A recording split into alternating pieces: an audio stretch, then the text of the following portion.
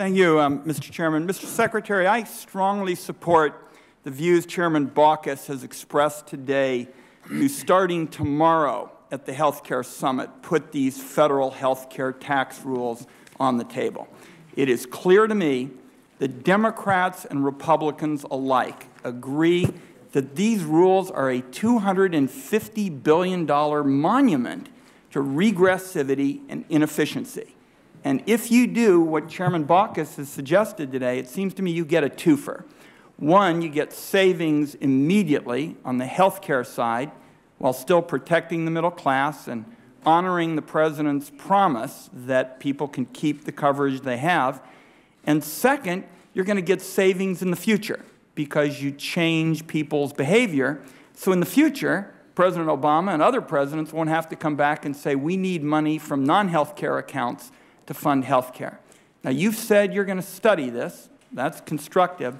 But what I'd like to know is, do you personally share the view that these federal health care rules, as constituted today, are regressive and promote inefficiency? Senator, what I personally believe is it is critically important for our country that we come together on a comprehensive health care reform package that meets the broad principles the President laid out and does so in a fiscally responsible way. Now, you and your colleagues have shown great leadership in identifying a very carefully designed way of meeting that objective within the framework of the healthcare system. And as I've said to you before, and I'll say it again now, we will look very closely at those ideas. And but it's not about looking at my ideas, Mr. Secretary.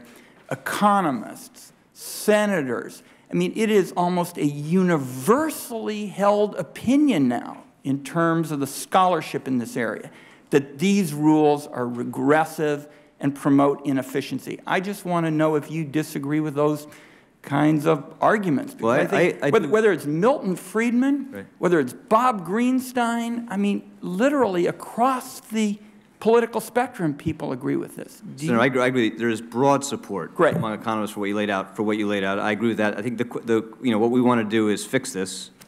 There's a lot of things we're going to have to change. There's lots of room for improvement, lots of ways to solve this. We want to work with you on how to do it. Very good. Let me ask you a question about taxes.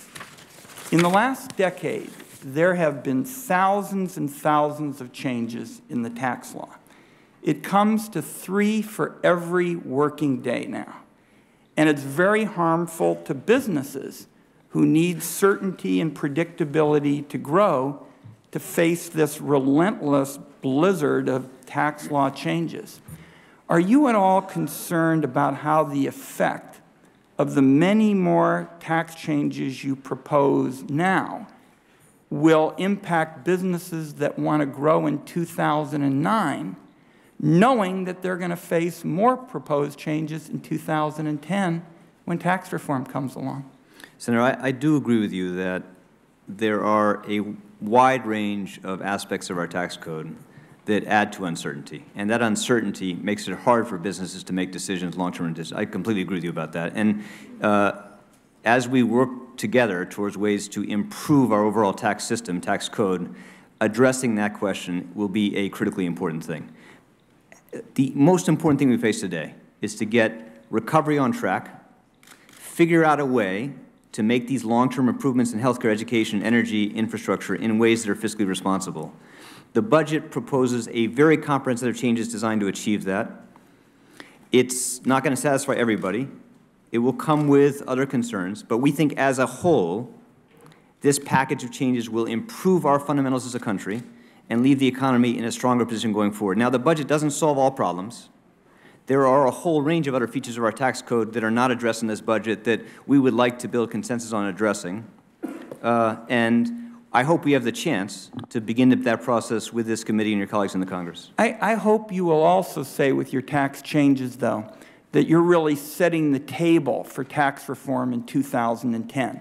Because you look at all the changes people have gone through just in 2008 and 2009. If you're sitting somewhere in Montana and Oregon, you're trying to grow your business, you've already had thousands that you've had to assimilate in the last few years. Then you're facing more proposed in 2009 with tax reform coming at you in 2010. The first thing you do is you say, I'm going to be a little cautious about investing knowing that perhaps what I'm doing today may be affected by changes that are coming up literally in a matter of months. True, but I think the overall impact of these changes are good for business, they're good for investment, and we're being very clear that we're not going to raise taxes until recovery is firmly established, and we're very clear about what taxes will change as we emerge from recovery. So you're right that certainty is very important. I'm sure we can do better, and I hope that we're beginning to lay the foundation for broader reform. Thank you, Mr. Chairman.